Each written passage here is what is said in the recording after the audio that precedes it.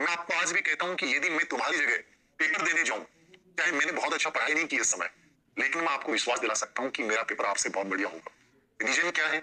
मेरे अंदर कॉन्फिडेंस है, लेकिन मेरे अंदर ओवर कॉन्फिडेंस नहीं है। मैं जब पेपर को देखूंगा, पहली चीज में शांत चित्त रहूंगा उस समय।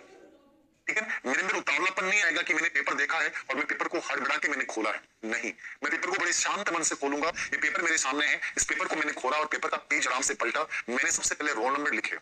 रोल नंबर में भी एक अंक गलत हो गया, तुम्हारे 3% नेगेटिव मार्किंग में जाएंगे। नोट करना मेरी बात। एक गलती यानी गलत गोला भरने से तुम्हारे 3% भविष्य में गलत हो जाएंगे। रियली क्या है, वो तुम्हारे अंदर स्ट्रेस रिलीज करेगा। मैंने आराम से रोल नंबर भरे और रोल नंबर भरने के बाद मैंने पेपर को खोला और मैं पूरे पेपर को आराम से पढ़ रहा हूँ रिलैक्स में। मैंने सबसे पहले उन्हीं प्रश्नों का चुनाव किया जो मेरे सहज थे, मेरे अपने थे। समझ रहे हैं आप? जिंदगी में शुरुआत हमेशा अपनों से करें। किससे करें? अपनों से करें। पेपर में अपने कौन, पेपर में अपने कौन बताएंगे मुझे?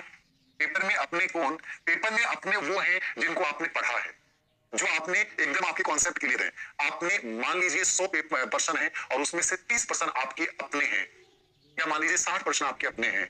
आपने 62% अपनों को चुना और आपने कर दिया। तुम्हारा कॉन्फिडेंस बूस्ट हो चुका होगा जोरदार वाला। अपनों के साथ जाना सबसे पहले। ठीक है, होता क्या है, तुम में से अधिकतर बच्चे गैरों के चक्कर में फंसते हैं। गैर कौन? जो बाहर से बड़े चमकीले लगते हैं।